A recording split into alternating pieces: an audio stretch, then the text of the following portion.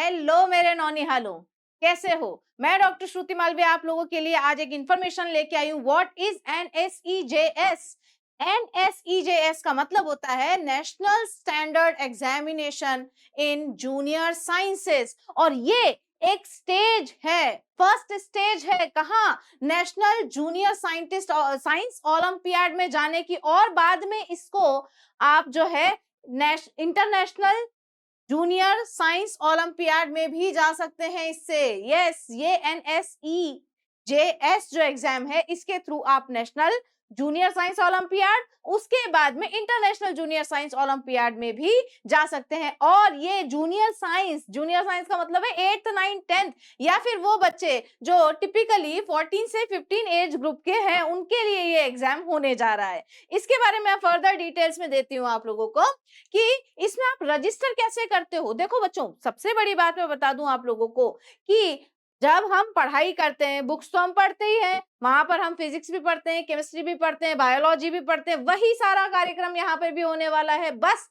आपको ऑब्जेक्टिव्स की तैयारी करनी है। आप बड़े होने के बाद में बड़ी क्लासेस में जब जाएंगे, 11th 12th में जाएंगे, तब भी जब आप कॉम्पिटिशन्स देते हैं तो ऑब्जेक्टिव क्वेश्चंस आते हैं ना, और वो कहाँ से आते हैं? वही बुक्स जो हम ऑलरेडी पढ़ते हैं, वहीं से ये वाला एग्जाम्स भी होने वाले हैं। तो all the exams are conducted from the NCERT books जो आप पढ़ते हैं। ठीक है, तो घबराना नहीं है, सबको रजिस्ट्रेशन करना है। कैसे करोगे रजिस्ट्रेशन? आपको सबसे पहले तो आईएपीटी की ऑफिशियल वेबसाइट पे जाना है। सेकंड काम आपको क्या करना है, जो रजिस्ट्रेशन लिंक है फॉर एनएसईजेएस 2024-25 एग्जाम का, उस पे जाना है। और उसके बाद आप लोगों को आपका जो एप्लीकेशन फॉर्म है विथ एक्यूरेट डिटेल्स, याद रखिए उसमें कोई गड़बड़ नहीं होनी चाहिए। कॉपी में गड़बड़ होगी चलेगी, यहाँ गड़बड़ नहीं चलेगी। ठीक है, तो एप्लीकेशन फॉर्म आपको भरना है, बिल्कुल गड़बड़ नहीं करनी है, बड़ों की हेल्प ले लेना, और उसके बाद में जो जो भी डॉक्यूमेंट्स आप लोगों से मांगे उनको अपलोड कर देना।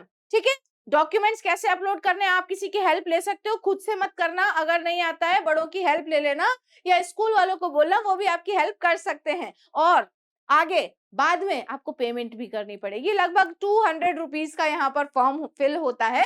तो जो भी रजिस्ट्रेशन लिंक या जो भी अवेलेबल पेमेंट मेथड है, उसके थ्रू आप यहाँ पर पेमेंट भी कर सकते हो। उसके बाद जब आप फॉर्म फिल कर दो, उसको अच्छी तरीके से देखना, और उसके बाद सबमिट कर देना। वहां पर एक ऑप्शन आता है सबमिट का, उस पर क्लिक कर देना। जब आप उसको क्लिक करोगे, आपका फॉर्म जो है वो सबमिट हो चुका होगा। हाँ, बट अब उसमें कोई गड़बड़ नहीं हो सकती, उसमें कोई चेंजेस नहीं होंगे, इसलिए सबमिट करने के पहले आप अपने फॉर्म में जो भी डिटेल्स आपने डाली है, उन सारी डिटेल्स को क्रॉस चेक जरूर करना। ठीक है, फिर उसके बाद में एक कंफर्मेशन के लिए प्रिंट आउट जरूर निकाल लेना। जो भी आपने सबमिट किया है ना फॉर्म, उसका प्रिंट आउट जरूर निकाल लेना फ्यूचर रेफरेंस के लिए।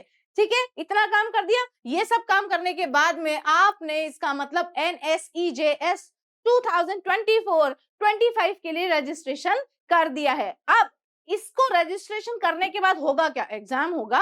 अब एग्जाम्स के लिए मैं बता देती हूँ खास खास इवेंट्स। इसके इवेंट का मतलब है कि भाई रजिस्ट्रेशन जो है वो चालू हो रहा है 21 अगस्त 2024, 21 अगस्त 2024 से रजिस्ट्रेशंस जो हैं वो स्टार्ट हो जाएंगे। और कहां तक चलेंगे? What is the last date for registration? 14 सितंबर 2024। तो जितने भी कैंडिडेट्स, मैं तो बोल रही हूँ जितने भी 8 9 10th में पढ़ने वाले बच्चे हैं, वो सारे के सारे फॉर्म भर दो, बिल्कुल बूम ला दो इस एग्जाम में। ठीक है, क्योंकि अभी तक जो है बहुत कम बच्चे इसको भरते हैं। आप जल्दी से भर दीजिए। रजिस्ट्रेशन जो है 21 अगस्त से चालू हो रहे हैं, और 14th of September is the last date. उसके पहले लास्ट डेट का वेट नहीं करना है, पहले ही हमें रजिस्ट्रेशन कर देना है। उसके बाद आपका जो एग्जाम कंडक्ट होगा, जी हाँ, इसका एग्जाम होगा, और एग्जाम में कुछ ऐसे टॉप क्वेश्चंस नहीं आने वाले, वही आएगा जो आपने पढ़ा हुआ है। ठीक है, वो डेट है एग्जामिनेशन की 24 नवंबर। हर साल नवंबर में ये एग्जाम होती है। ठीक है, नवंबर में। और ये जो पेपर होगा 2:30 बजे से 4:30 बजे तक, यानी कि 2 घंटे का पेपर होगा। तो 2 घंटे तो आप आराम से दे सकते हो। 24 नवंबर को हम सब चलेंगे, एग्जाम देंगे। ठीक है, मेरी हेल्प चाहिए, मैं भी आप लोगों के साथ चलूंगी। और जब एग्जाम होगा तो भाई eligibility criteria, first of all eligibility criteria क्या है कि कोई भी स्टूडेंट जो 8 9 10th या 10th 9th 8th क्लास का है, या जो 1 जनवरी 2010 से 31/12/2011 के बीच में जिसका बॉर्न हुआ है, a student which is born between 1/1/2010 to 31/12/2011, इसके बीच में जो भी बच्चे का बर्थ डेट है वो ये सारा फॉर्म भर सकते हैं, दे आर एलिजिबल।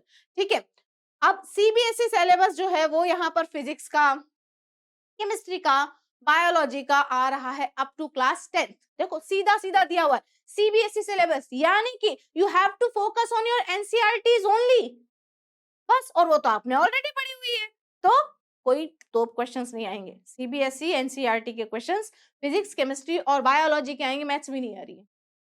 और ये एग्जाम डिजाइन है to the scientific acumen of students typically in the age group of 14 to 15 years, या 14 से 15 साल के जो बच्चे हैं उन सभी के लिए ये जो पेपर है वो करवाया जाता है। ठीक है, अब ये जो पेपर है इसका पैटर्न क्या है, what is the exam pattern, pattern किस तरीके से आएगा, पेपर किस तरीके से आएगा, मैडम हमें तो कुछ भी नहीं पता, मैं बताती हूँ। मैक्सिमम क्वेश्चंस यहाँ पर आएंगे, टोटल 60 क्वेश्चंस आएंगे। ठीक है, और मैक्सिमम मार्क्स 216, यानी कि 216। अब आप सोचोगे कि मैडम 60 क्वेश्चन है, अगर 1 नंबर का क्वेश्चन आता है तो 60 होने चाहिए, 2 नंबर का आता है तो 120 होने चाहिए, 3 नंबर का आता है तो 180 होने चाहिए, 216 कैसे, बताती। तो टाइप ऑफ क्वेश्चंस पहले मैं बता दूं, टाइप ऑफ क्वेश्चन कैसे आएंगे, वही एमसीक्यू बेस्ड आएंगे, ए बी सी डी आपको टिक करने होंगे, तो एमसीक्यू या ऑब्जेक्टिव क्वेश्चंस आएंगे। ड्यूरेशन जो है आपको 2 घंटे का ये पेपर देना होगा, और मीडियम बहुत बढ़िया है, Hindi English Gujarati, English Hindi Gujarati medium में ये पेपर जो है वो होने वाला है। और ऑप्शन जो है वो ड्यूरिंग रजिस्ट्रेशन आपको डालने पड़ेंगे, जब आप रजिस्ट्रेशन कर रहे हैं तभी आपको अपना मीडियम भी डालना पड़ेगा कि आपको पेपर कौन सी लैंग्वेज में चाहिए, हिंदी में, इंग्लिश में, गुजराती में। ठीक है, अब टाइम ड्यूरेशन कितनी होगी पेपर की, टोटल 120 मिनट, या इसको आप बोल सकते हो 2 आवर्स। ठीक है, इस 2 घंटे में आपको टोटल फिजिक्स के 20, केमिस्ट्री के 20 और बायोलॉजी के भी 20, यानी कि टोटल 60 क्वेश्चंस जो हैं वो करने हैं, यानी कि हर एक क्वेश्चन को करने के लिए आपको 2 मिनट मिलेंगे। देखो 120 मिनट 60 क्वेश्चंस आराम से, they are the time is sufficient ना, तो एक क्वेश्चन आप आराम से बैठ करके 2 मिनट तक सोच के उसको कर सकते हो, 2 मिनट बहुत ज्यादा होते हैं। ठीक है, अब यहाँ पर जो टोटल 60 क्वेश्चंस आएंगे, जो 216 का जो रेशो है वो कैसे निकला है, देखो टोटल जो 60 क्वेश्चंस आएंगे ना वो 2 सेक्शंस में आएंगे बेटे, एक होगा सेक्शन 1 और एक होगा सेक्शन 2, ये चेंज भी हो सकता है वहां पर। तो सेक्शन ए में जो क्वेश्चन आएंगे उसमें जो ऑप्शंस होंगे, है ना, कोई क्वेश्चन आया उसमें A B C D 4 options होते हैं, बट उसमें से जो ऑप्शन होगा कोई एक ही सही होगा।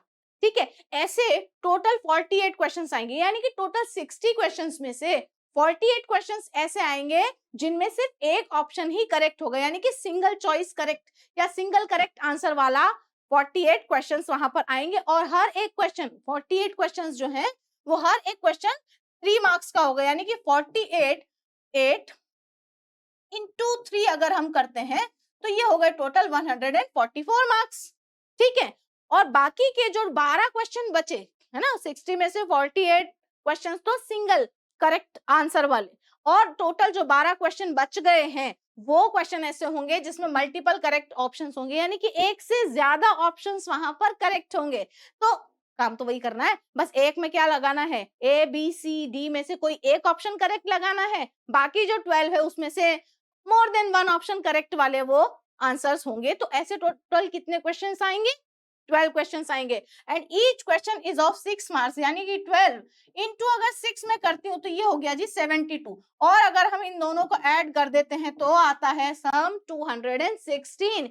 इस तरीके से ये जो पेपर है 216 मार्क्स का होता है। तो ये जो क्वेश्चन पेपर है, ये जो पेपर आपका सिलेबस जो आप पढ़ते हैं बिल्कुल उसमें से आने वाला है, कोई चीज बाहर से नहीं आएगी। मल्टीपल चॉइस क्वेश्चंस का आपको अच्छे से प्रैक्टिस हो जाएगा यहाँ पर, और आप आराम से क्वेश्चन पेपर सॉल्व कर पाएंगे। और ज्यादा अगर इसके बारे में जानकारी चाहिए तो इस चैनल को सब्सक्राइब कर दीजिए, लाइक कर दीजिए और शेयर कर दीजिए। ठीक है।